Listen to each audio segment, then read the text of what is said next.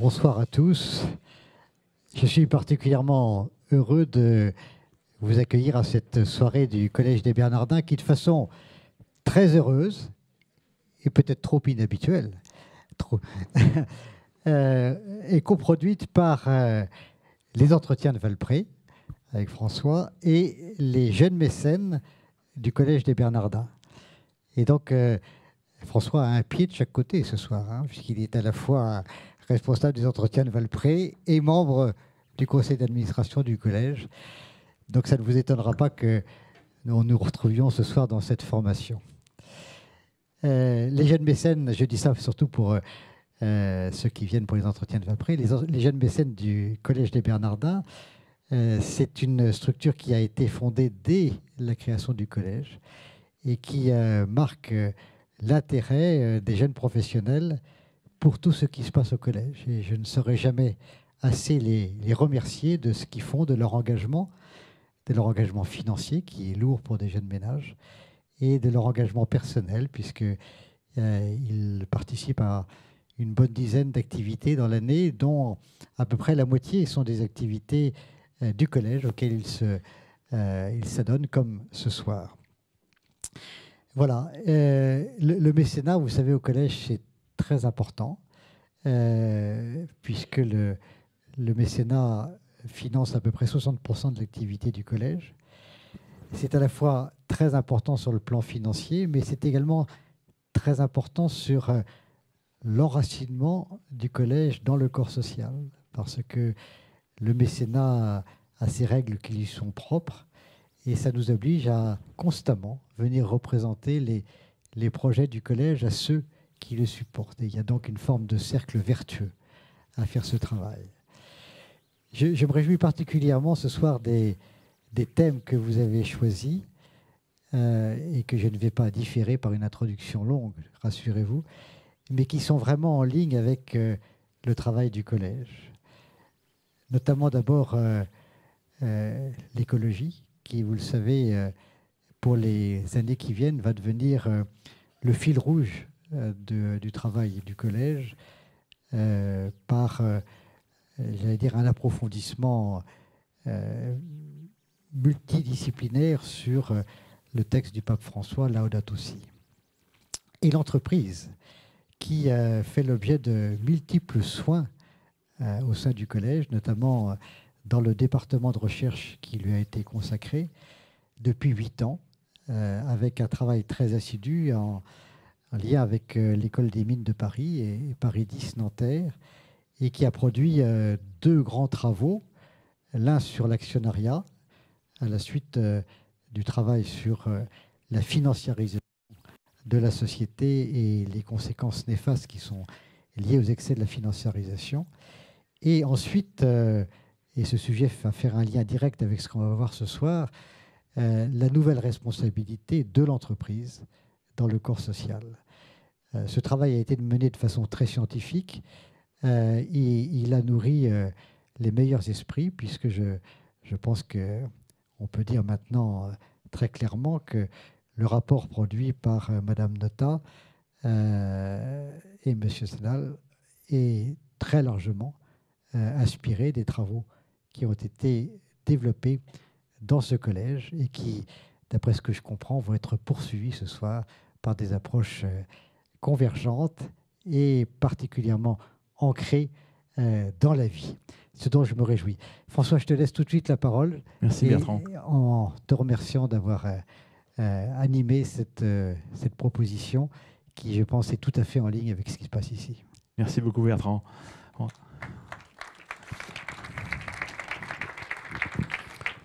Bonsoir à tous et à toutes, bienvenue au collège.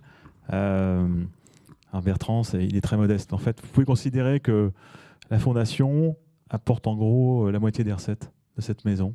Donc c'est sur les épaules de ta petite équipe. 60%, oui, 60%. Et puis comme il était là dès le départ, parce qu'il a été de l'aventure avec Monseigneur Lustiger il y a 20 ans déjà, voilà, je pense que c'est une des 3 ou 4 personnes clés qui a fait qu'aujourd'hui ce collège est là. Et pour moi, c'est un grand bonheur d'être avec toi parce que tu sais à chaque fois combien j'admire ce que vous faites parce que c'est une prouesse dans ce monde d'arriver à réunir autant de fonds pour soutenir le collège. Et en plus, sur ces jeunes mécènes qui sont une population que nous, Entretien de Valpré, on a du mal à faire venir. Donc on est très content que les 25, 35 ans, 40 ans s'intéressent à ces grands sujets parce qu'on a généralement des gens jusqu'à 25 ans. Ils commencent à travailler, là ils disparaissent pour 20 ans et puis ils reviennent à 45 en disant bon, maintenant je voudrais réfléchir. Et donc on les reprend en main. Mais c'est vrai que s'ils pouvaient venir nous voir entre 25 et 45, on serait aussi très contents. Merci de nous accueillir. Merci Hubert, qui est le directeur général du collège. Merci à toi, comme d'habitude, d'être là et toujours bienveillant avec nous. Merci à Claire Laval, qui est directrice de la communication et du développement, aussi d'être présente, qui nous a aidé à monter l'événement. Les Entretiens de Valpré, c'est la 18e édition et la 8e fois qu'on se retrouve à Paris. Parce qu'au départ, l'événement a été créé à Lyon en 2000, au début des années 2000. Et puis, pour le 10e anniversaire, on a décidé de faire aussi un écho parisien à ce qui se passe à Lyon, puisqu'à Lyon, aujourd'hui, il y a 500 personnes qui viennent passer un jour et demi pour réfléchir à des sujets qui les concernent et qui croisent 3 choses, l'entreprise, l'économie et la personne humaine. Tout ça inspiré, bien sûr, par la pensée sociale chrétienne, puisque cet événement et le lieu de Valpré appartiennent à la congrégation des Augustins de l'Assomption, que vous connaissez peut-être à travers une de leurs grandes œuvres, qui est la maison Bayard, puisqu'ils sont les actionnaires de Bayard, mais aussi les actionnaires de beaucoup d'autres œuvres. Et je salue dans la salle Milad, frère Milad, qui est l'économe de la province d'Europe et qui donc apporte beaucoup de soutien à ce que nous faisons aux Entretiens de Valpré. Donc merci Milad d'être là ce soir. On va parler donc de responsabilité. C'était le thème qu'on a choisi pour cette 18e édition. Alors on a fait on est un peu facétieux. Et donc on a parlé de société à responsabilité illimitée. Pour ceux qui ont fait un peu de droit, ça vous rappelle quelque chose. Parce que c'est vrai qu'aujourd'hui, on est interrogé par ceux qui viennent nous voir, par ceux qui participent aux Entretiens de Valpré sur l'espèce de monde en extension qui est le monde des responsabilités du dirigeant d'entreprise. C'est-à-dire qu'on ne sait plus où ça va s'arrêter, justement, alors qu'avant, on avait des limites bien définies. Aujourd'hui, l'homme d'entreprise est responsable de beaucoup de choses, bien sûr de ses clients, de ses salariés, mais de ce qui se passe dans le monde, de son impact sur l'environnement, des parties prenantes. Bref, ça ne s'arrête jamais. Et quand on est un patron avec seulement 2 épaules et 24 heures de travail par jour, il y a un moment, on ne sait plus par où commencer, par où finir. Et on a senti que ce thème, à la fois, était porteur d'espoir, mais d'angoisse pour ceux qui dirigent aujourd'hui ou ceux qui sont dans les entreprises. Et donc, on a voulu éclairer, essayer de trouver un chemin d'équilibre pour aider à la réflexion personnelle. Et c'est ce soir ce dont on va parler. Avant que le débat commence, on va d'abord laisser la parole à Kéa. Kéa est un cabinet de conseil que probablement vous connaissez, qui est un des partenaires historiques des Entretiens de Valpré avec qui on réfléchit. Donc, ce n'est pas un partenaire pour donner des sous, c'est un partenaire pour réfléchir. Ça, c'est des bons partenaires. Et on réfléchit pour voir comment on construit les choses. Et cette année, pour la première fois, on a fait un sondage. On est allé interroger la base de 10 000 personnes à peu près qui sont venus, viendront ou peut-être ne viendront jamais d'ailleurs, mais qui sont proches des Entretiens de Valpré, pour leur demander ce qu'ils pensaient des sujets de la responsabilité, comment ils les vivaient. Et Guillaume va vous donner une synthèse rapide de ces résultats, parce que je pense que ça va lancer un peu la soirée. Donc pardon à ceux qui étaient à Lyon, j'en vois certains. Mais du coup, s'ils ont oublié, ils vont pouvoir rafraîchir leur mémoire. Et donc, on va vous donner un extract. Guillaume, si tu veux bien, je te laisse la parole.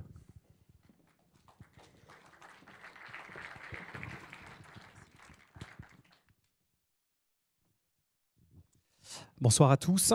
Donc, en effet, je suis Guillaume Bouvier. Je suis ravi d'être avec vous ce soir pour partager quelques-uns de ces enseignements de cette grande enquête qui est à Valpré.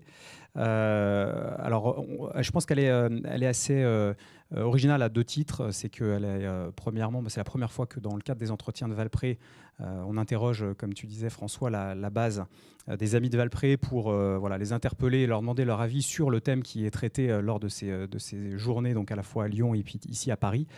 Et puis, vous le verrez, il y a pas mal d'enseignements qui sont, je pense, intéressants à en tirer, qui sont de la matière pour continuer à réfléchir dessus derrière. Et puis, donc, on vous diffusera et on mettra à disposition la totalité des résultats. Voilà. Alors, sur l'angle d'attaque, je pense que quand le thème de la responsabilité a été posé pour les Entretiens de Valpré de cette année, il a été, comme c'est un petit peu la marque de fabrique, de façon très large, enfin plus large qu'on a l'habitude de le poser. Et du coup, cette enquête, on l'a articulée autour de 3 thèmes qui nous semblent être les thèmes intéressants de réflexion autour de la responsabilité, qui sont le rôle de l'entreprise dans la société, et sa contribution à la société, et puis de façon plus large au monde. la notion de l'exercice des responsabilités. Voilà, qu'est-ce qu'on met derrière l'exercice des responsabilités pour les dirigeants, les cadres dirigeants dans l'entreprise, et le sujet des pratiques et des comportements managériaux responsables. Voilà, qu'est-ce que c'est qu'être un manager responsable, quel que soit finalement son niveau de responsabilité. Donc c'est les 3 chapitres que je vais dérouler dans les quelques minutes qui viennent, et donc qui ont... voilà, il y avait à peu près 200 réponses de gens qui étaient répartis sur la France et puis dans des univers sectoriels assez variés. Alors, rôle de l'entreprise dans la société, premièrement. Je dirais la première bonne nouvelle de cette enquête, c'est que vous êtes aussi nombreux à considérer que la cible est importante que le chemin. Donc, quand on demande ce que l'on met derrière la notion de est-ce que la responsabilité d'entreprise c'est une responsabilité de moyens ou de résultats, à 75% vous déclarez que c'est les deux. Donc la notion, je pense aujourd'hui, qui est de dire je vais me fixer des objectifs au-delà d'éléments quantitatifs, économiques, je vais me fixer des objectifs de contribution autres. C'est une notion qui est de plus en plus acquise et développée dans les entreprises. On en parlera probablement tout à l'heure. Mais ce qui est intéressant ici, c'est que la manière d'y arriver, la manière de se transformer, finalement, vous la considérez aussi important que cette finalité. Et je pense que c'est important. Chez Kea, on est assez sensible à cette notion de transformation responsable pour dire que la manière de transformer les entreprises, elle doit se faire de manière responsable. Et ce n'est pas uniquement la mission, les objectifs et les intentions qui doivent l'être. Voilà, donc c'est une première, je trouve, bonne nouvelle de cette enquête. Alors ensuite, la RSE, forcément, est un levier important pour se transformer vers une entreprise plus responsable. Et donc, on vous a interrogé sur finalement la maturité derrière cette notion de RSE. Comment est-ce qu'elle est abordée et en fait, où est-ce que vous vous situez par rapport à vos pairs et dans le cadre de vos secteurs. Cela, on l'a fait sur les 3 niveaux qui nous semblent être les niveaux d'interpellation sur le sujet de la RSE, qui sont bien évidemment le sujet de se mettre en conformité avec un certain nombre de normes de réglementation, qu'elles soient soft ou hard d'ailleurs. Le sujet de la durabilité de l'activité et de la contribution et de l'impact sur l'ensemble des parties prenantes, et puis le sujet de la contribution au bien commun. Et alors, ce qui est intéressant, c'est que finalement, vous vous situez beaucoup dans la moyenne de vos secteurs respectifs d'activité, dans une logique plutôt de suivi, de s'inspirer de temps en temps des meilleures pratiques de vos secteurs sur ces dimensions-là, mais assez peu dans une logique de créer la référence dans vos marchés ou dans vos secteurs et de faire de la RSE un levier de performance, de création de valeur, voire de différenciation, et plutôt comme finalement des choses, une logique un peu de rester dans le match de son secteur plus que de créer l'écart. Donc je pense que c'est un sujet intéressant aussi de réflexion dans le cadre de vos équipes de direction et avec vos parties prenantes. Ces transformations et ces sujets de politique RSE, elles impliquent des transformations profondes. Donc ce chemin vers plus de responsabilité nécessite des transformations profondes. Vous en retenez 3 principales. La première, c'est des changements importants en termes d'exercice du métier et de pratique. Je pense qu'on en reparlera certainement tout à l'heure. Le sujet de la responsabilité de la RSE, ce n'est pas que des intentions, des objectifs et de la communication, etc., parce qu'on s'expose bien évidemment au greenwashing, mais c'est de changer en profondeur les pratiques métiers. Et je pense qu'on aura des bons exemples, que ce soit en termes de sourcing, en termes d'activité, d'offres, etc. ce soir. Le deuxième, c'est de faire de la RH en fait un partenaire plus musclé d'accompagnement de ces transformations-là. Alors souvent, on voit les sujets de responsabilité ou de RSE proches des directions des ressources humaines. Mais je pense que leur accompagnement sur l'ensemble des directions de l'entreprise et des salariés, vous le citez comme étant un enjeu de changement important dans vos organisations. Et puis le dernier sujet, c'est le sujet des incentives, de la rétribution, et de mettre en cohérence à la fois une intention, une mission, des évolutions de pratiques, avec finalement la manière dont on fixe les objectifs et dont on reconnaît les collaborateurs. Voilà sur cette première partie. Sur le deuxième thème qui est celui de l'exercice des responsabilités, on a cherché dans un premier temps à comprendre ce que vous mettiez derrière cette notion de responsabilité. Et donc il ressort qu'il y a 4 grandes notions qui sont finalement sous-jacentes à l'exercice des responsabilités. Le pouvoir dans un premier temps, alors de façon très importante, peut-être encore trop importante. Donc pouvoir et responsabilité. Donc le pouvoir, bien évidemment, c'est la portée et l'impact personnel de son action, c'est l'organisation des pouvoirs, la répartition des tâches. Donc cette notion-là, elle ressort très fortement. Le collectif, avec finalement la responsabilité d'organiser un collectif qui fonctionne bien, dans lequel chacun a sa part de voix, d'action, et qui donne finalement le bon équilibre entre l'individu et la collectivité. Et puis 2 notions qui sortent un petit peu moins, de façon moins importante, le temps, parce que l'exercice des responsabilités, vous le dites, c'est une conscience forte portée vers l'avenir, sur le temps long, mais aussi l'exigence de gérer le temps court et d'être responsable de ce qui se passe à très courte échéance dans l'organisation. La dernière notion que vous associez à l'exercice des responsabilités, c'est l'équilibre. Et c'est finalement cet enjeu de gérer les équilibres dans l'entreprise par rapport à des tensions, génération, mutation digitale, etc. Et du coup, d'organiser ces équilibres. Voilà, donc je ne sais pas si les 4 devraient être plus équilibrés. En tout cas, il nous semble que le temps et l'équilibre doivent être des sujets de préoccupation plus importantes pour les dirigeants aspirant à plus de responsabilités. On a cherché ensuite à comprendre quels étaient les comportements responsables que vous observiez, qui étaient à l'œuvre dans vos organisations, et ceux qui étaient souhaités pour demain. Donc on a comparé cela, et on voit un mouvement assez intéressant qui montre que voilà, il y a 2 groupes de valeurs. Un premier qui est en train de monter en puissance assez fort, que vous attendez plus dans vos organisations, dans l'exercice de ces responsabilités, donc dans lequel on retrouve œuvrer pour le bien commun, assumer les conséquences de ses actes, traduire mes valeurs en actes, et la subsidiarité notamment. Voilà, donc qui sont des comportements, on mettait impact positif long terme, en cohérence avec les valeurs, et puis un groupe de comportements qui perdent un petit peu en puissance et qui sont plutôt ceux portés sur l'action court terme, ceux qui sont portés sur le collectif et à l'autre.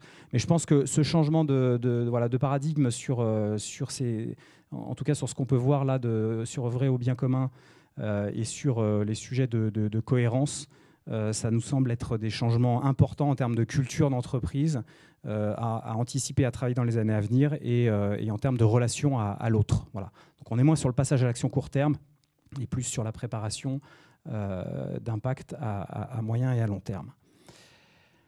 Sur le dernier sujet du management responsable, voilà, qu'est-ce qu'être un manager responsable?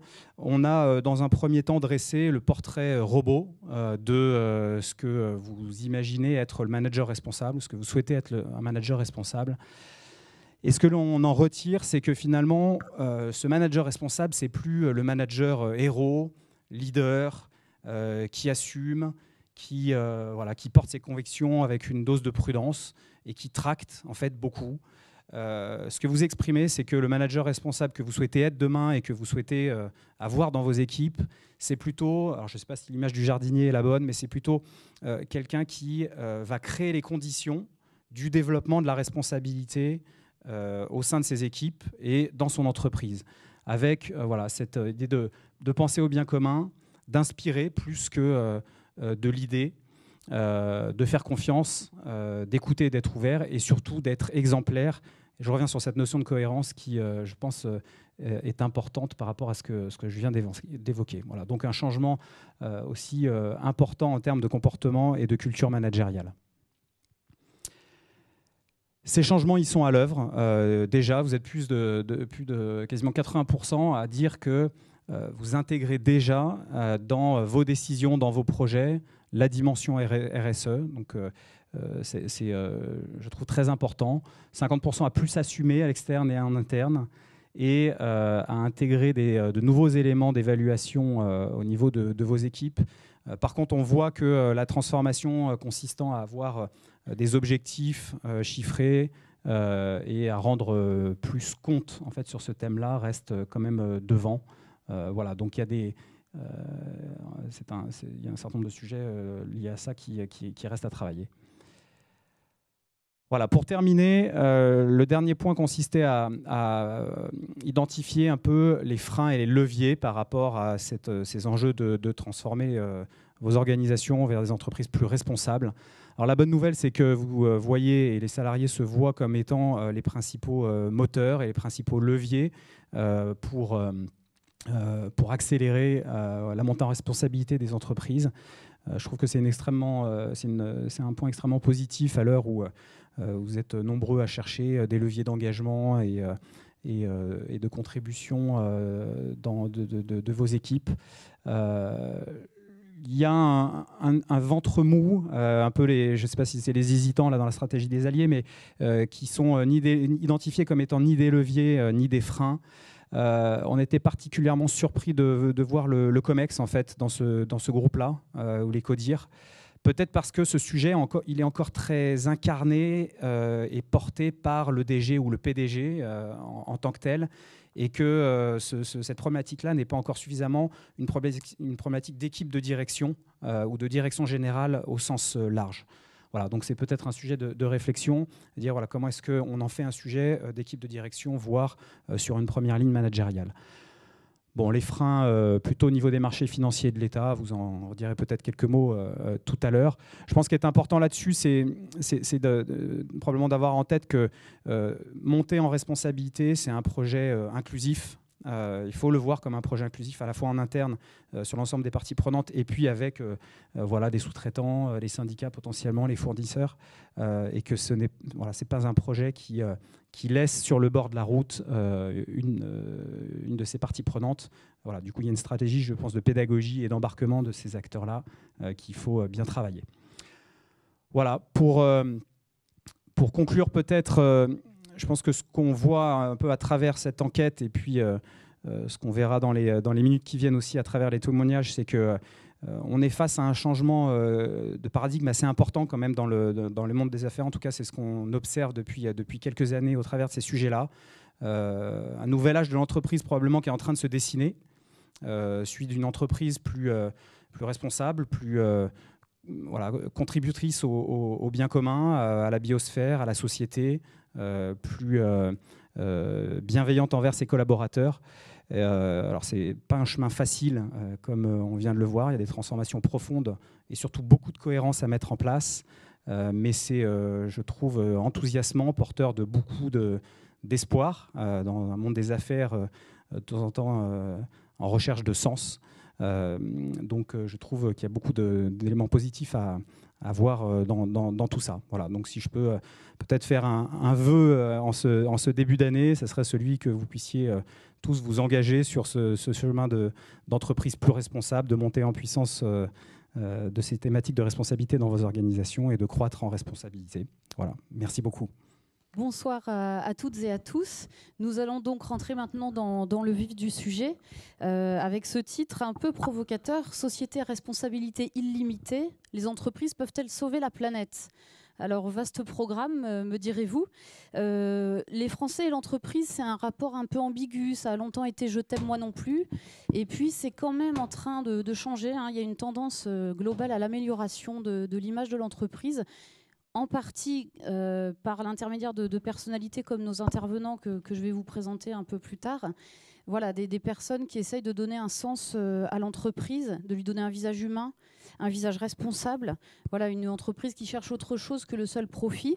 Il y a des textes de loi aussi qui encouragent cette amélioration de l'image de l'entreprise. On va parler de la loi Pacte de l'année dernière qui officialise notamment l'entreprise à mission et la question de l'objet social d'une entreprise. La loi économie circulaire aussi renforce la responsabilité des producteurs, notamment en matière de recyclage. Et puis, il y a des attentes accrues de l'opinion publique à l'égard des entreprises, à la fois parce que les États apparaissent un peu impuissants, parfois démonétisés, et puis parce que l'entreprise devient de plus en plus le creuset des problématiques économiques, sociales et sociétales. Donc on a un peu tous ces facteurs qui se mélangent. pour en parler, pour essayer de mettre un peu de clarté peut-être dans tous ces enjeux, nous aurons 3 parties. D'abord la place de l'entreprise dans le monde et dans la cité. Et puis la place de l'entreprise dans la France de 2020, avec ces textes notamment de loi dont je viens de parler. Et enfin, une dimension peut-être plus managériale, avec la place de l'entreprise vis-à-vis de ses collaborateurs. Donc on va avoir ce temps d'échange entre nous. Et puis ensuite viendra le temps des questions de la salle. Donc un micro ou des micros circuleront. N'hésitez pas à commencer à réfléchir à vos questions. Donc pour en parler... Patrick Longchamp de RCF qui vous a été présenté. Et puis, je vais vous présenter nos intervenants par ordre alphabétique. Donc, je commencerai par Pascal Demurger. Vous avez 55 ans et vous êtes donc directeur général du groupe Maïf depuis 10 ans. Vous avez rejoint en fait le groupe en 2002 et vous y développez votre vision d'une entreprise qui cherche à donner du sens à son activité, à ses salariés, à ses parties prenantes. Avant la Maïf, vous êtes passé par Bercy et l'ENA. Voilà, si on veut mieux vous connaître, je vous signale, je fais une petite page de pub. Il y a un exemplaire donc, de La Croix l'Hebdo qui vous est distribué à la sortie et qui effectivement comporte un entretien suite à votre ouvrage. Alors votre ouvrage, c'est intéressant le titre parce que c'est finalement votre conviction profonde. Vous dites « L'entreprise du XXIe siècle sera politique ou ne sera plus ». Alors vous nous expliquerez ce que vous voulez dire par là. Voilà. Je vous présente ensuite votre voisin, Frédéric Munier. Vous êtes cofondateur de Fago. Alors, c'est une marque de mode qui se dit donc différente et positive pour la planète, avec le fait que vous captez plus de CO2 que vous n'en émettez. Vous nous raconterez un peu comment, avec l'usage des matières recyclées, produits éco-conçus, plantation d'arbres. Voilà, vous nous parlerez aussi un peu de toutes ces actions. Et puis, vous avez cofondé cette entreprise donc avec un ami que vous avez rencontré sur les bancs de l'école. C'est la preuve qu'il se passe beaucoup de choses dans une entreprise. Vous, les 3 mots-clés de votre action, ce serait mesurer, réduire et compenser. Voilà. Et puis, enfin, Serge Papin. Alors, conférencier et consultant auprès d'entreprises sur leur stratégie, leur transition au pluriel probablement. Et surtout, vous avez été, en tout cas, connu du grand public quand vous étiez à la tête de la coopérative Système U. Donc, de 2005 à 2018, votre visage a été assez familier à cette époque. Et votre dernier ouvrage paru s'intitule « Du panier à l'assiette ».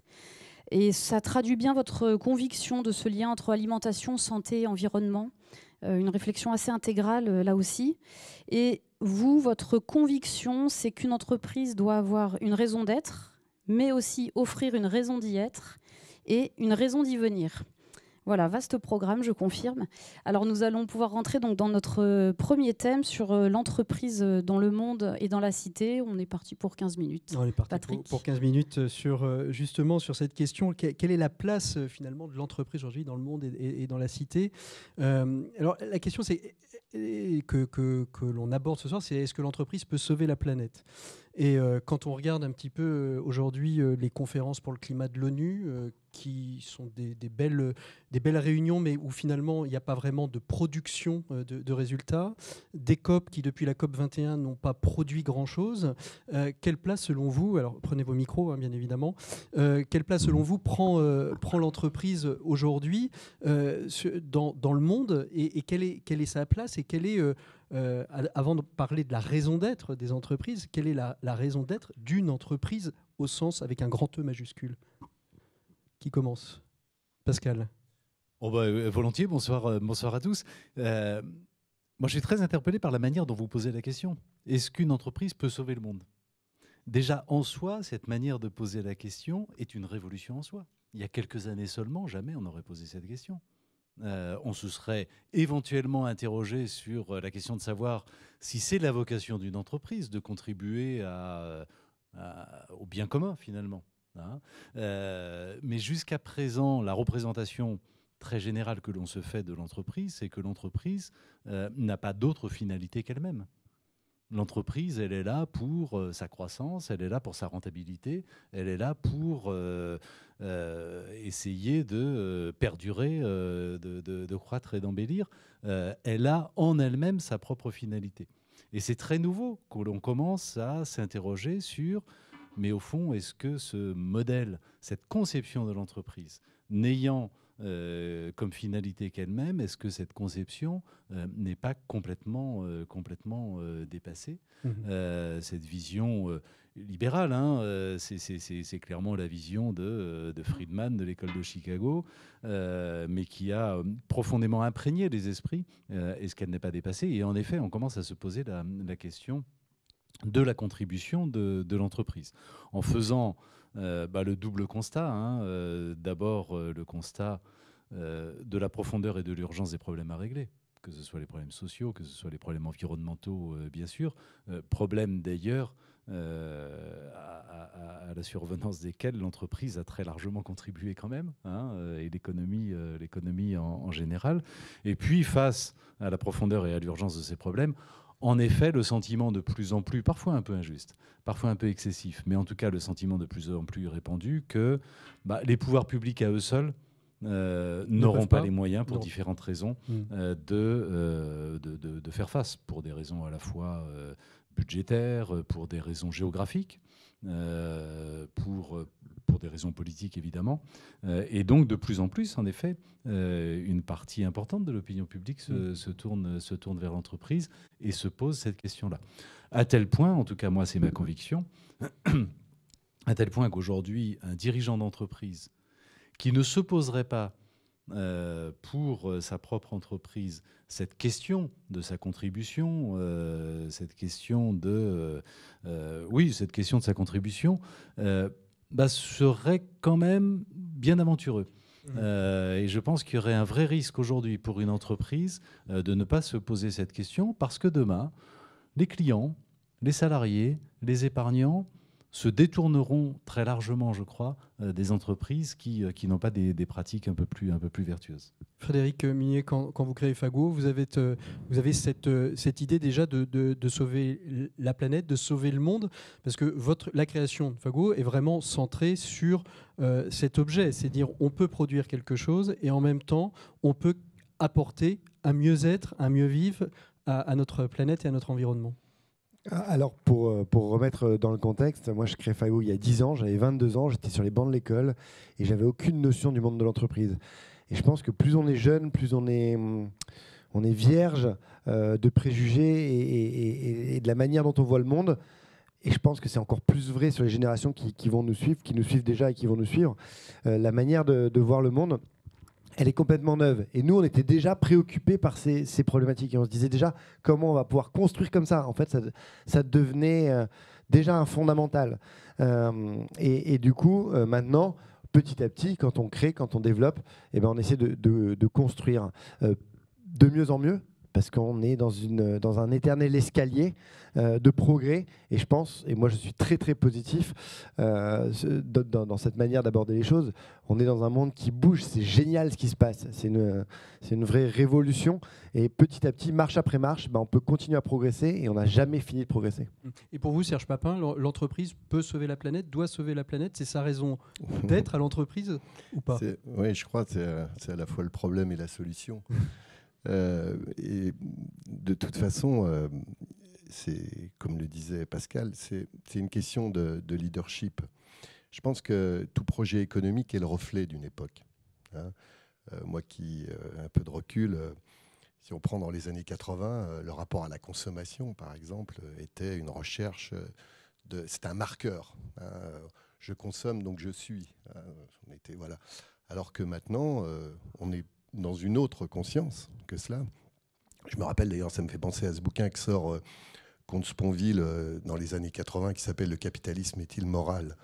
Et il dit non, il est amoral. Et donc, alors qu'on voit bien qu'il doit l'être d'une certaine manière, que le projet économique doit chercher à réconcilier.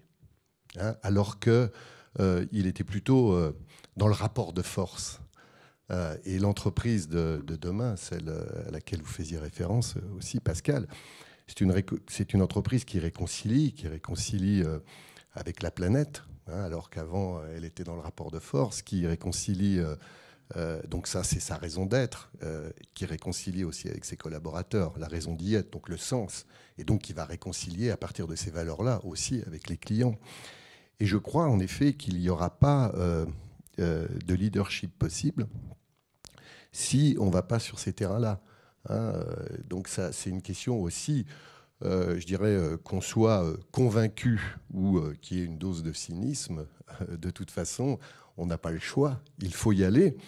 Et il faut d'autant plus y aller que tout se sait. La digitalisation, qui est aussi un des marqueurs de ce monde moderne, fait que ça amène une transparence. Et donc, juste pour l'anecdote, je faisais un petit débat l'autre soir devant les cadres de petits navires qui venaient juste de regarder le reportage la veille au soir de Cache Investigation, où ils avaient été pointés du doigt. Ils n'étaient pas au courant du tout. Et ils étaient complètement... certains voulaient... Tomber des nues. Oui, tomber des nues. Ils voulaient... mais c'est pas possible. Eh bien, ils ont assumé ça. Et du coup, ils ont complètement changé pour aller, pour aller vers des choses plus vertueuses. Comme tout se sait, les entreprises vont devoir prendre leur part. Et alors là, en effet, je pense qu'il ne faut rien attendre des pouvoirs publics, on le voit. Hein. Et c'est donc maintenant aux entreprises, je le crois, d'être les premières de cordée pour aller vers, je ne sais pas si c'est le sauvetage de la planète, mais en tous les cas, de contribuer largement, de prendre leur part. Justement, vous dites très bien qu'il y a ce paradoxe qui naît entre des pouvoirs publics qui sont relativement faible sur cette question de transition climatique, écologique, etc. Et finalement, l'opinion publique, je parlais de l'entreprise qui va sauver la planète, l'opinion publique va imposer finalement un peu à l'entreprise de sauver la planète. Et on le voit à travers ce collectif d'étudiants des grandes écoles qui font peser sur vous qui êtes des employeurs le choix de l'entreprise dans laquelle ils vont travailler. C'est la société civile, de toute façon, qui prend conscience qu'il y a cette lucidité qu'il n'y avait pas. Il y a cette conscience. Et la société civile qui est représentée par les entreprises, parce qu'au fond, les entreprises et les chefs d'entreprise sont les représentants de la société civile. Et donc, c'est elle qui pousse. Et on voit bien que maintenant, ça y est, la bifurcation, si on peut dire, est entamée. Après, il y a une question de rythme. Alors peut-être presque, à contrario, est-ce que vous n'avez pas aussi un rôle d'éducation? Parce que parfois l'opinion publique est schizophrène. Je pense à la vente de SUV qui explose. Or, c'est un véhicule qui consomme énormément. Je pense à la question du Black Friday, où on voit bien que cette année encore, ça a été une opération commercialement... c'est un grand succès. Il y a des entreprises, la Camif pour ne pas la citer, qui ferment leur site internet le jour du Black Friday. Les constructeurs automobiles, je ne suis pas sûre qu'ils soient prêts à s'arrêter de fabriquer des SUV. Moi, j'ai posé la question à un constructeur qui m'a dit il y a une demande. Mais où est le rôle d'éducation aussi, peut-être, de l'entreprise par rapport à ça? Moi, je crois que ce rôle d'éducation, c'est et je pense que c'est vraiment un des éléments clés sur ces sujets. Le rôle d'éducation dépend très largement de la conception que l'entreprise se fait de son rapport au temps, au fond. Si on raisonne à court terme, on continue à vendre des SUV. Si on a un tout petit peu plus une vision, y compris de l'évolution de demain du marché, alors on comprend que c'est le moment de commencer à positionner sa marque sur une alternative au SUV. Peut-être qu'à court terme, ce sera un peu compliqué. Peut-être que effectivement, ce ne sera pas un gain immédiat. Je pense que c'est un investissement qui sera dans le long terme extrêmement rentable. Moi, je crois beaucoup, c'est ce que disait Serge, je crois beaucoup que l'opinion publique est en train de basculer. Et l'année 2019, pour ça, a été une année complètement charnière. Il y a vraiment un changement radical que l'on mesure dans l'opinion publique, que l'on commence à mesurer, et ça c'est quand même un symptôme, dans l'attitude des dirigeants d'entreprise. Aujourd'hui, vous avez, y compris par cynisme, mais aujourd'hui, vous avez énormément de dirigeants, quasiment tous les dirigeants, qui se posent ces questions-là. Et ça, c'est nouveau. Je peux vous dire qu'en 2018, il n'y en a aucun qui se posait la question. Fin 2019, tous réfléchissent à plus ou moins, de manière plus ou moins avancée, plus ou moins sincère, plus ou moins cynique, peu importe j'allais presque dire, peu importe les motivations, en tout cas, il y a cette dynamique. Et donc, la question de savoir si on continue à vendre des SUV, si on ouvre le site Internet le jour du Black Friday, si on anticipe, c'est un sujet de rapport au temps. Le long terme est vraiment le lieu de réconciliation des intérêts divergents. À court terme, c'est très compliqué d'engager son entreprise dans cette voie-là, parce que ça coûte cher, parce que c'est peut-être des ventes qu'on ne va pas réaliser. Je pense qu'à long terme, ça peut être un sujet de survie, parce que c'est comme ça qu'on construit une marque et demain, comme ça qu'on attirera des consommateurs plus concernés. Serge Pepin. Oui, il y a toujours une schizophrénie, hein, de toute façon, entre le consommateur et le citoyen, parfois. Bon, quand Intermarché fait 70% sur le Nutella, il y a une émeute dans les magasins. Donc voilà. Mais en même temps, vous voyez ce mot, la solastalgie, qui irrigue notamment les jeunes. Hein, c'est-à-dire, c'est l'inquiétude ou la détresse psychologique que le monde puisse s'effondrer. C'est eux aussi qui vont changer les choses. Il y a une question de génération. Et moi, je vois bien sur certains secteurs, on a des choses qui dévissent en termes de consommation. Et quand ces jeunes-là, qui ont moins de 20 ans aujourd'hui, enfin, on va dire la génération Greta peut-être, hein, pour posez prononcer le nom tout de suite, mais quand ils vont être à plus de 20 ans et qui vont être chargés de consommer un petit peu plus, eh bien, c'est là où les choses vont se passer et on les sent poindre. Alors, il y a encore les SUV, des choses comme ça, il y a encore le Black Friday et tout, mais les tenants du Green Friday progressent. Et vous allez voir qu'il il va y avoir une pointe de vitesse dans les quelques années qui viennent. On sent bien que là aussi, on est au point de bifurcation. Frédéric Meunier, comment vous réagissez à cette question d'éducation Alors moi, je reviendrai vraiment qui est moteur. Moi, je suis convaincu que c'est les consommateurs. D'abord, c'est les consommateurs qui font changer les marques. Les marques vont voir leurs fournisseurs, leur demandent de changer. Et puis, il y a une seule marque qui le fait, puis après, il y en a deux, puis il y en a trois. Puis le fournisseur, il se dit, si je veux garder mes clients, je vais peut-être changer. Puis il va voir son fournisseur de matières premières. Et c'est une chaîne qui fait relativement vertueuse, mais je suis convaincu qu'elle vient du consommateur. Et après, on est sur une majorité, je ne sais plus qui disait ça, c'est 15%. Et ça y est, on a passé la barre des 15%, qui va devenir une normalisation où maintenant, tout le monde, avec nos paradoxes, hein, en effet, SUV versus je veux faire plus attention, je change de voiture versus il faut moins l'utiliser, je vais prendre une voiture électrique mais il faut moins utiliser la voiture, des choses un petit peu paradoxales, mais on est vraiment sur un cap, j'en suis convaincu, où ça y est, il y aura plus de retour en arrière et les consommateurs vont nous pousser à toujours aller plus loin. Serge Papin, à Système U, quand vous démarrez toute cette réflexion qu'aujourd'hui d'ailleurs beaucoup vous ont repiqué, c'est-à-dire le circuit court, les exploitants locaux, la qualité du produit, on est bien en amont de ce qui se passe aujourd'hui. C'est les consommateurs qui sont en demande, comme le dit Frédéric, ou est-ce que c'est une question d'éducation et vous dites qu'il y a vraiment quelque chose à faire et on va commencer petit à petit Oui,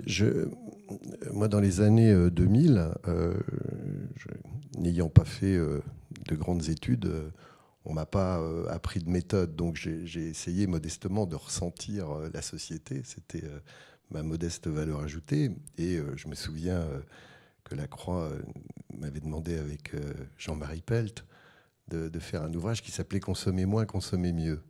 Donc c'était en 2009. Je peux vous dire qu'en tant que patron de la grande distribution, je ne m'étais pas fait très bien voir par mes collègues. Mais on s'était, au fond, on avait fait appel à une coopérative, c'est de l'intelligence collective. Hein, c'est ça que c'est intéressant d'ailleurs de voir que ça peut être aussi une solution de faire appel à l'intelligence collective. Et donc on s'était un peu réunis et on s'est dit comment on peut penser un projet. On voyait la digitalisation arriver, on voyait Amazon arriver.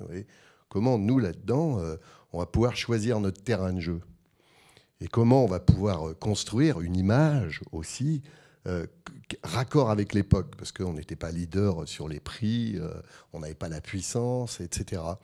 Et donc on s'est engagé dans ce projet de réconciliation et qui était donc à la fois avec les filières, donc comment partager mieux la valeur avec les agriculteurs, hein, puisque on ne peut pas demander d'aller vers plus de qualité en payant moins cher, donc il fallait aussi qu'il y ait cette notion des choses. Et puis, en essayant avec notre marque de dire, on va là aussi réconcilier avec la santé, notamment, avec l'environnement. Et on a essayé de, comment dirais-je, d'associer 3 éléments d'une seule et même personne. Parce que dans une personne, il y a un consommateur, il y a un client et il y a un citoyen.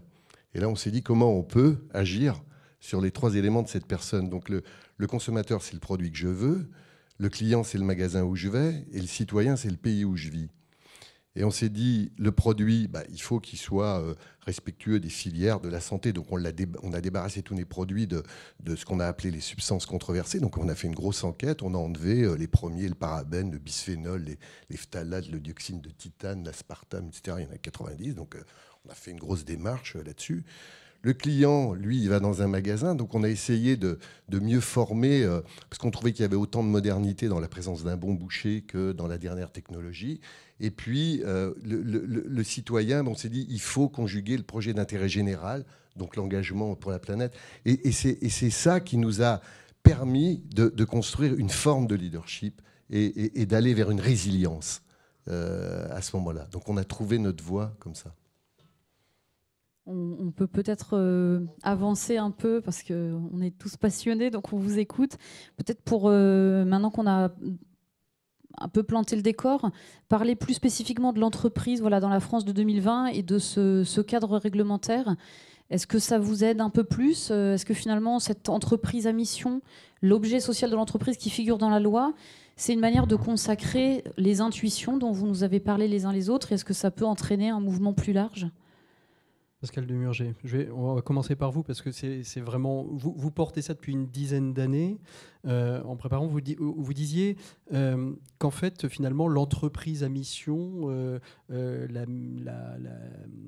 oublié le terme, c'est quelque chose que vous viviez depuis 10 ans, que finalement c'est venu juste apporter un plus pour permettre de mettre de manière légale quelque chose que vous viviez déjà chez vous à la Maïf.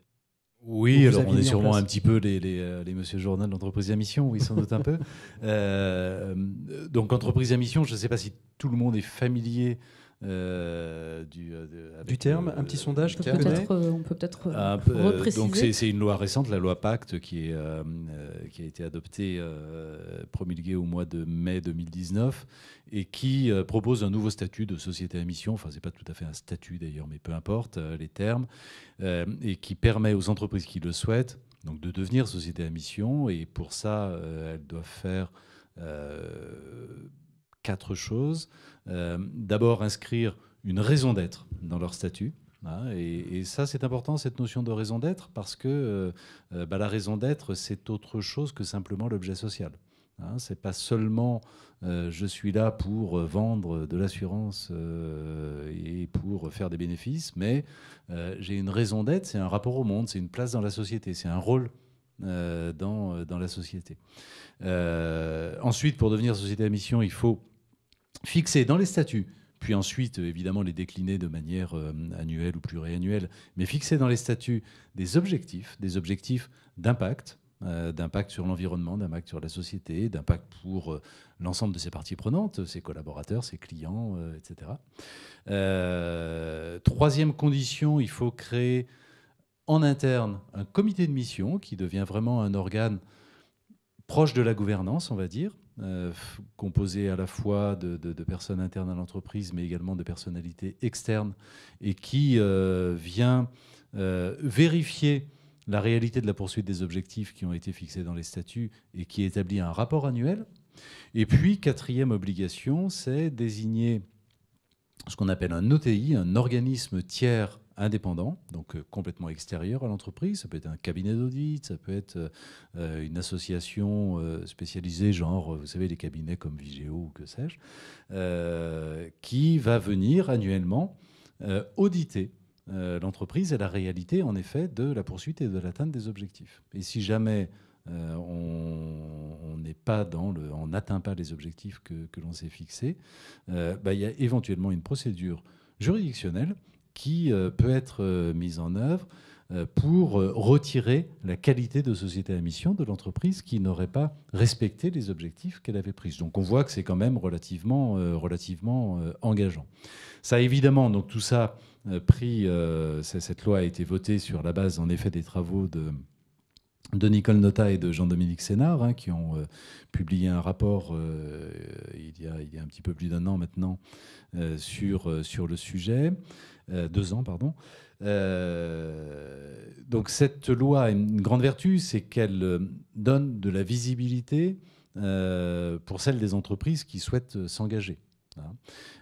Mais cette loi a une grosse limite, c'est qu'elle ne... comment dirais-je, elle laisse très libre les entreprises qui s'engagent dans la fixation de ces objectifs, et elle ne crée pas en réalité un label qui pourrait permettre aux consommateurs de demain de savoir que dans tel secteur, la banque, l'assurance, le constructeur automobile, la grande distribution, que sais-je, dans tel secteur, il y a des acteurs qui sont labellisés, reconnus comme ayant des comportements, des pratiques favorables à l'environnement, favorables à leurs salariés, des comportements qui sont positifs, et puis des entreprises qui ne prennent pas ces engagements. Donc on ne va pas jusqu'à la labellisation. Alors moi je suis complètement d'accord avec ce que Frédéric disait tout à l'heure. La clé de tout ça, c'est évidemment le comportement du consommateur de demain. Et encore faut-il que le consommateur, soit informé, je ne suis pas sûr que l'entreprise à mission soit très connue, 2, soit sensibilisé et 3, soit outillé. Et de la même manière qu'il y a un Yuka qui nous permet de savoir la qualité de ce qu'on mange, demain, il faut impérativement qu'il y ait, au niveau européen ou français, peu importe, mais sans doute européen, ce serait pertinent, un label permettant de distinguer celles des entreprises qui ont un comportement plus vertueux. Frédéric ? Oui, l'entreprise en mission, moi je trouve qu'elle nous met en chemin. Elle nous met en chemin vers quelque chose. Et après, peut-être, et c'est peut-être le défaut de l'entreprise en mission, c'est qu'elle ne nous impose pas un rythme. Elle nous met en chemin, elle nous demande de progresser, de faire un point chaque année, tous les 6 mois, tous les 3 mois, suivant les règles qu'on définit dans ces statuts d'entreprise à mission. Elle nous force à avancer vers la bonne direction, auquel cas, si quand on se fait auditer, on voit qu'on est en train de reculer, là, il y a un vrai souci dans sa raison d'être. Et voilà, et peut-être que ce qui va nous manquer dans le futur, c'est cette exigence de vitesse, on en parlait tout à l'heure, de vitesse dans laquelle on va progresser, et pas de se reposer sur le laurier en se disant, ça y est, on est un peu bien, etc. On a le label entreprise à mission, peut-être ce sera entreprise à mission niveau 1, niveau 2, niveau 3, etc. Comme peuvent l'être par exemple Bicorp. C'est ce qui va faire bouger les choses. Vous pensez que les entreprises, c'est parce que finalement le rapport Notat-Sénard, c'est bien ça. C'est quand même 2 personnes qui sont issues du monde de l'entreprise, qui connaissent le monde de l'entreprise, qui produisent un rapport qui aboutit à une loi. Donc ce qui veut dire que vous pouvez aussi, et on peut continuer et espérer que cette loi évolue. Serge Papin. Oui, alors moi je pense aussi à Nicolas Hulot qui avait lui senti ça et qui dit au fond il faut que les entreprises dans leur statut puissent incarner la mission sur l'intérêt général, que l'intérêt général soit conjugué avec le projet économique. Et donc il y a une première marche qui est venue avec la loi Pacte, mais nous n'en sommes qu'au début, et il y a le label Bicorp aussi qui est assez exigeant, même s'il est assez compliance, comme disent les Américains. Qui est un label américain. Label américain, il y a Bicorp, mais il y a 70 ou 80 entreprises qui sont Bicorp en France, c'est en train de progresser. Et là, c'est vraiment un certain nombre de critères qu'il faut avoir. Donc nous en sommes au début, et le souhait, moi j'ai bien aimé, parce que ce qu'avait poussé à l'époque Nicolas Hulot, où il dit, au fond, l'entreprise doit être sur l'intérêt général.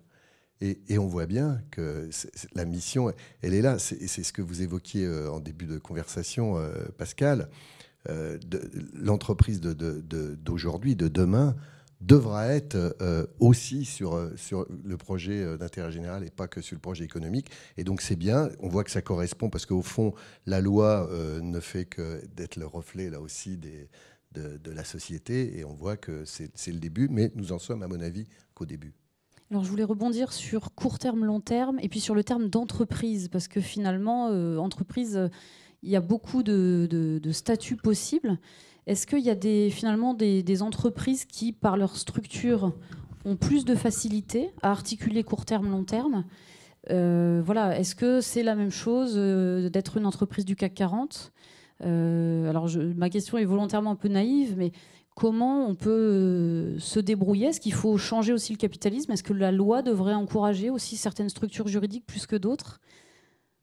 C'est en train de venir. Moi qui suis plutôt dans le small cap, quoi, dans les vraiment les bébés fonds d'investissement, j'ai l'impression qu'il n'y a pas un véhicule de fonds d'investissement. Les véhicules, c'est les poches dans lesquelles on met l'argent pour aller investir dans des sociétés qui ne se montent pas avec des valeurs aujourd'hui. Donc ça y est, le train aussi sur le monde de l'investissement est en train de venir. Et demain, et c'est déjà le cas, je crois, un certain nombre de banques vous vendent des obligations vertes, des SICAV vertes, etc. Et puis petit à petit, les critères vont monter d'un cran, un cran après cran, et par rapport à l'exigence et la demande des consommateurs. Pascal. Oui, non, juste, je crois qu'il y a deux choses derrière votre question. Il y a à la fois la question de la performance et la question du rapport au temps. Sur la question de la performance, je suis complètement d'accord. Je pense que les choses sont en train de changer pour deux raisons. D'abord, en effet, si je suis investisseur, et ce n'est pas autre chose que dit Larry Fink, patron du plus gros fonds d'investissement mondial, qu'est-ce qu'il dit ? Il dit, au fond, les valeurs qui demain vont le plus progresser sont évidemment les valeurs qui contribuent positivement aux sujets environnementaux, sociaux, etc. Aujourd'hui, aller investir dans le charbon ou même le pétrole, à moyen terme, c'est évidemment suicidaire. Donc il y a bien un sujet, en effet, de performance qui va être de plus en plus corrélé à la contribution réelle de l'entreprise, notamment aux sujets environnementaux.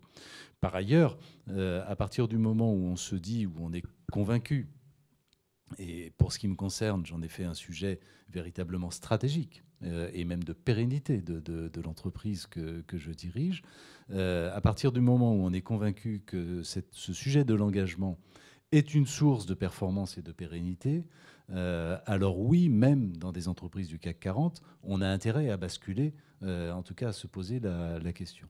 En revanche, ce qui est très difficile, c'est la question que vous posiez initialement, qui est la question du rapport au temps.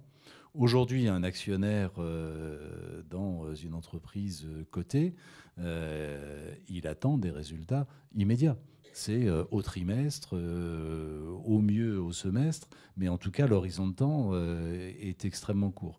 Or là, on est sur des logiques de développement durable, de rentabilité durable, qui nécessitent d'avoir un rapport au temps beaucoup plus lent.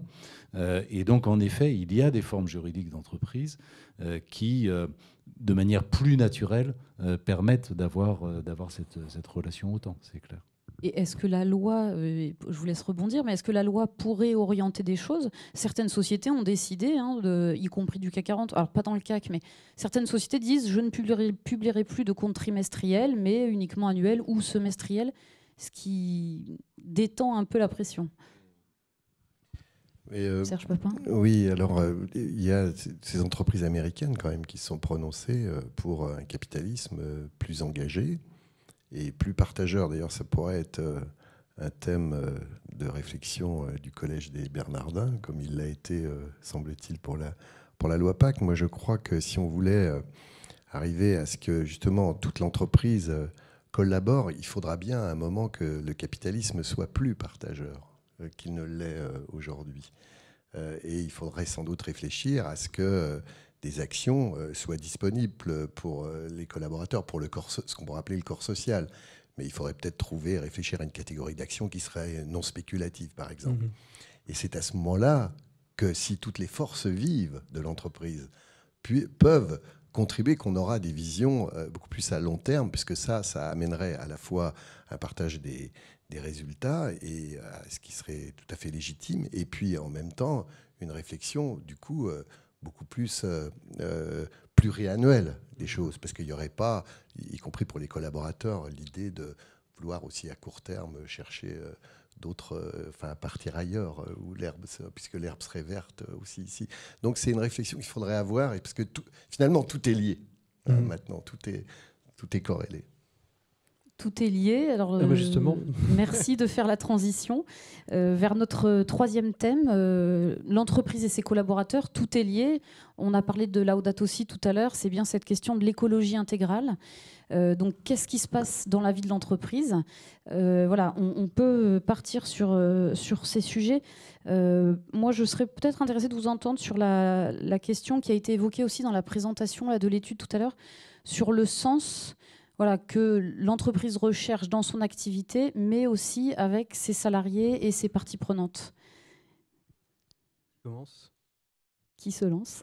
Allez, Pascal. Volontiers, mais alors ce sujet est complètement fondamental.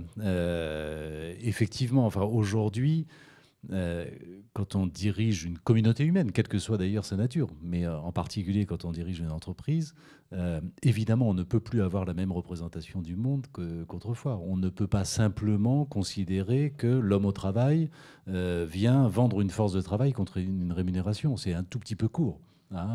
Et forcément, aujourd'hui, les gens ont besoin de beaucoup plus. Ils ont besoin de sens. Ça, c'est complètement essentiel.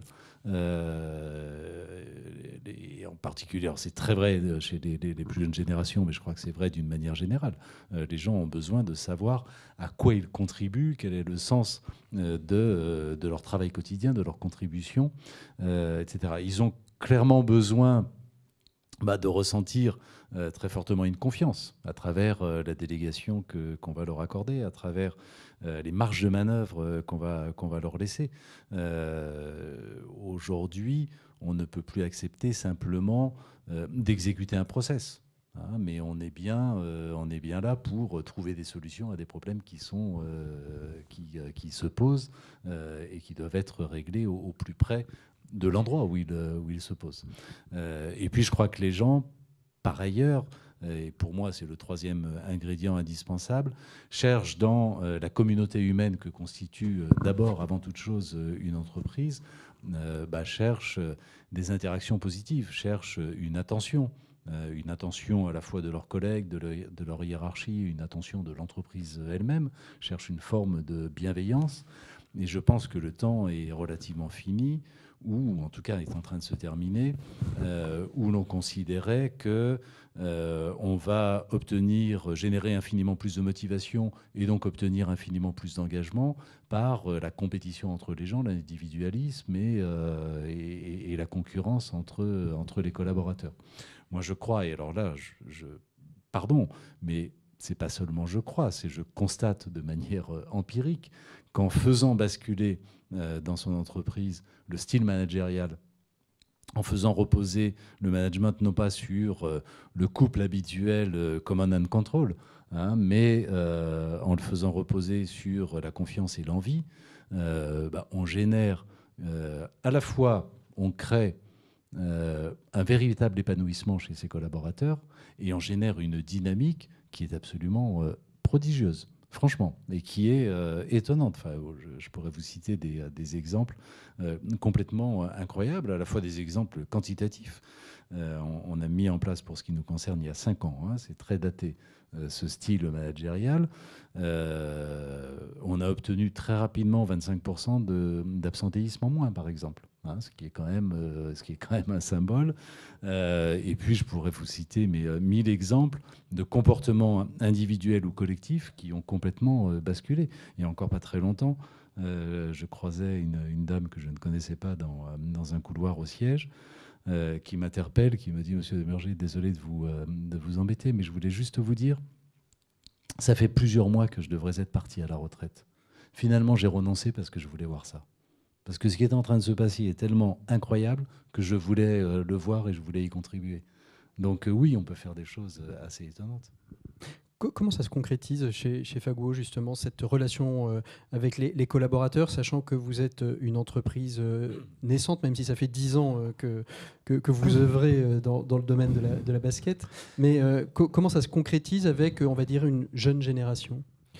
Je ne suis pas sûr qu'on soit le meilleur exemple, assez honnêtement. Je me pose souvent la question de nos propres limites chez nous, parce que à la fois, j'appelle la génération d'avant, c'est très critique et sans juger personne, a aussi détruit un petit peu ce phénomène managérial. On en parlait en disant on va faire la compétition entre les gens. Et moi, il y a une notion qui me semble fondamentale qu'on a détruite, c'est le sens de la responsabilité des gens. Le sens de décider, de prendre sa propre décision. Ma femme, qui travaillait dans une grosse boîte, faisait valider des trucs, mais vraiment ridicules, ça remontait à la direction, quoi. Et j'étais là, mais zut. Et je ne suis pas certain que chez nous, on le fasse encore bien. Et pour moi, c'est fondamental dans la raison d'y être d'une entreprise. Parce que si on n'a pas ce sens... Alors oui, de la vision, évidemment, de l'intérêt commun du produit, évidemment, de la longévité, parce qu'on veut croire à un projet long terme, encore que, mais ce sens de la responsabilité, pour moi, il est fondamental. Et je ne suis pas sûr qu'on soit... je pense qu'on a encore beaucoup à apprendre chez nous. Serge Papin. Oui, alors, d'abord, je crois que ce qui sera n'est plus nécessairement la continuité de ce qui fut. Fut sans mieux. C'est-à-dire, on a appris aux dirigeants, on va améliorer ce qu'on faisait hier. Ben non, comme disent les anglo-saxons, il faut introduire de la disruption. Alors, ça veut dire qu'il faut être créatif. Et je trouve que c'est le bon moment de poser les valises. Et c'est le bon moment de faire appel, justement, à cette intelligence collective que sont les ressources, que sont les collaborateurs de l'entreprise, et d'aller vers une vraie stratégie de coopération. Et du coup, il faut... organiser l'entreprise pour mettre des points de rencontre et de dialogue. Parce qu'eux, ils vont venir nourrir le projet. C'est vachement intéressant. On a une structure chez U qui s'appelle le GEP. Ça veut dire Groupe d'échange et de propositions, qui se réunit tous les mois, où les gars discutent, voilà, et ils font. Et ça nous a permis de modéliser des projets à partir de ce collectif, qui nous ont permis de gagner des parts de marché concrètement après, et qui font aussi qu'il y a un fort sentiment d'appartenance. C'est ça qui est intéressant, derrière après. Donc c'est le moment, c'est-à-dire c'est la fin d'une époque où des sachants qui ont fait des grandes écoles, mais ouais, en même temps, c'est pas là qu'on apprend grand-chose. Non, mais je veux dire, le côté jupitérien n'est plus à la mode. Donc, il faut aller vers un modèle beaucoup plus horizontal de dialogue. Ça vaut pour tout. Ce qui veut dire qu'aujourd'hui, l'entreprise de demain, c'est l'entreprise transversale. Complètement, oui. Et plus du tout verticale. Oui, voilà, elle est plus pyramidale. Il faut d'ailleurs souvent que ça soit même des pyramides inversées, c'est-à-dire que les choses soient remontantes. Et pour ça, alors malheureusement, les entreprises sont souvent, et les cadres, souvent la tête dans le guidon, donc on pense que c'est du temps de perdu que de mettre en place des points de rencontre, des points de dialogue. Il faut que ça soit assez organisé, il faut que ça rentre après dans les agendas, donc il y a un petit peu de, comment dirais-je, de conviction à avoir de ce côté-là, mais une fois que c'est fait, ça va très vite, parce que vous vous rendez compte, vous avez les états d'esprit avec vous. Donc c'est ça qui est formidable. Après, les projets, ils passent, ils vont très vite. Mais ce temps d'échange, comme on dit, échanger, c'est accepter de changer. Et donc le temps d'échange, il est intéressant aussi. Comment ça se concrétise au quotidien chez vous, à la Maïf ? Vous nous avez donné des grandes pistes, mais révolutionner en 10 ans, enfin 5 ans, révolutionner en 5 ans une manière de fonctionner dans des structures qui sont quand même assez monoblocs à la base. Comment on y arrive ? C'est uniquement de l'intelligence collective, c'est une petite partie de verticale. Et comment aujourd'hui cette organisation va pouvoir, il y a plusieurs questions dans ma question, mais comment elle se pérennise dans le temps ? C'est-à-dire comment est-ce que c'est pas juste la marotte d'un dirigeant, et quand le dirigeant s'en va, finalement tout risque de revenir à l'existant antérieur ? Ça fait effectivement plein de questions. Alors d'abord, il y a effectivement ce rapport à la verticalité qui est un peu ambigu et complexe. Pour moi, l'entreprise de demain, c'est évidemment une entreprise extrêmement horizontale. C'est aussi une entreprise qui garde une forme de verticalité. Parce que je crois qu'à un moment donné, il y a besoin... On attend d'un dirigeant aussi qu'il porte une vision et qu'il exerce un leadership. C'est évidemment pas une verticalité d'autorité, mais c'est une verticalité Oui, de vision et de leadership. Je pense qu'à un moment donné, c'est malgré tout utile. Ah. Ça ne s'oppose pas. Ça ne s'oppose pas, absolument. Comment ça se concrétise? Alors, ça se concrétise de mille manières. Ça se concrétise évidemment de manière très concrète dans le management quotidien d'une équipe. La semaine dernière, j'étais à Nantes où je rendais visite à un service qu'on appelle l'incubateur chez nous, qui est un endroit où on fait grandir des idées de services que l'on peut proposer à nos clients. D'accord ? Et puis, on commence à les faire grandir, à les tester auprès d'une communauté de clients, et puis on élargit, puis on les généralise dans l'entreprise. Et j'ai visité, juste pour vous donner cet exemple, un endroit absolument incroyable où les gens, c'est une petite équipe, hein, il y a 25 personnes, m'ont expliqué un peu comment ils fonctionnaient. Par exemple, les décisions, ils votent pour savoir, pour prendre une décision c'est pas le manager de cette équipe qui décide, mais c'est l'équipe qui se réunit, qui en discute, tiens, on fait ça, on vote, voilà. Ce genre de choses. Donc évidemment, très forte horizontalisation. De manière systématique, on essaye d'impliquer tous ceux qui vont être concernés demain par la décision qui va être prise. Un exemple, il y a 18 mois, on a renégocié les accords sur l'organisation du temps de travail. L'accord sur l'organisation du temps de travail, c'est le truc vraiment qui est lourd. Hein. Avec l'accord sur le système de rémunération, c'est ce qu'on fait de plus lourd. Ça concerne les horaires, enfin la manière dont on va s'organiser collectivement pour travailler. On a décidé de le faire dans un mode extrêmement, pas seulement collaboratif, mais de co-construction en réalité. On a pris 10% de l'effectif, 800 personnes, représentant les 8000, qui ont donné 4 journées étalées sur un semestre de leur temps pour participer à des ateliers, pour contribuer véritablement à construire le projet. Comment on va demain s'organiser dans l'entreprise pour travailler. Au début, ça a été un désastre. Première journée où ils se sont réunis, c'était le recueil de revendications. Moi, je ne veux pas bosser le mercredi après-midi, moi, je ne veux pas, etc., etc. Et puis, progressivement, tout ça s'est mis en place et on a abouti à la fin à un projet totalement incroyable. Totalement incroyable parce qu'au lieu d'être dans une négociation, en mode confrontation, en mode opposition, où finalement, entre deux positions, on va trouver un compromis. Et on aura 50% de la position de la direction, 50% de la position des organisations syndicales, où on sera à 70-30 si on est plus ou moins habile dans la négo, mais en tout cas on sera au milieu et la somme des deux va faire 100. Là, on est arrivé à un truc où on est passé au stade au-dessus, et en fait on a fait 2 fois 100.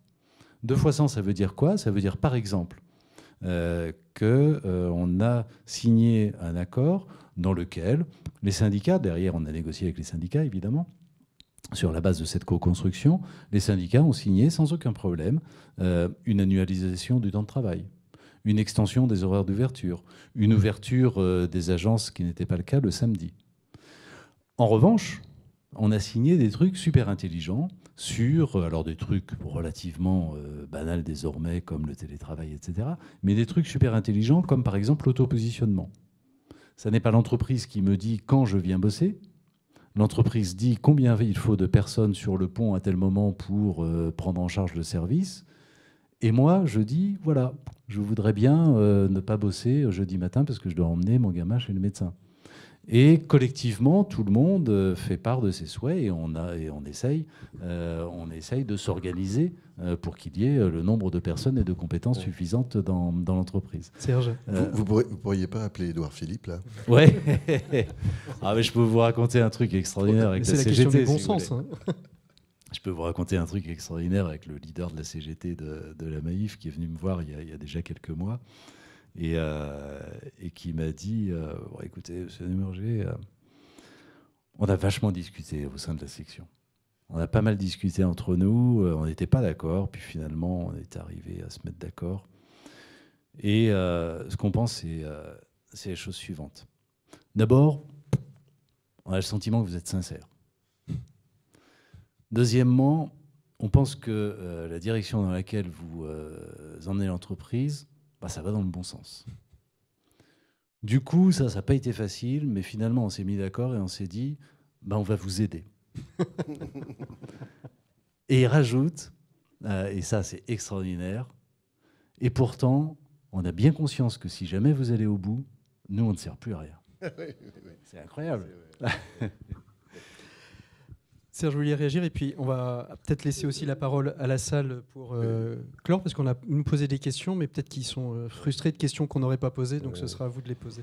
Non, mais ça me faisait penser à la co-construction, évidemment. Je pensais aussi à la Camif, que vous connaissez bien, parce que quand il a repris, quand j'écoutais Emery Jacquilla parler de la co-construction, quand il est reparti après avoir sauvé la Camif, il a co-construit ses produits, et c'est encore le cas, avec les clients, les collaborateurs, des experts, pour faire. Et il fait du petit mobilier made in France, voilà, et qui ont été co-construits. Donc évidemment, ça change tout parce que ça crée une adhésion à partir d'un système de valeurs. Et ça, c'est des choses qui sont intéressantes en termes de co-construction aussi. Voilà.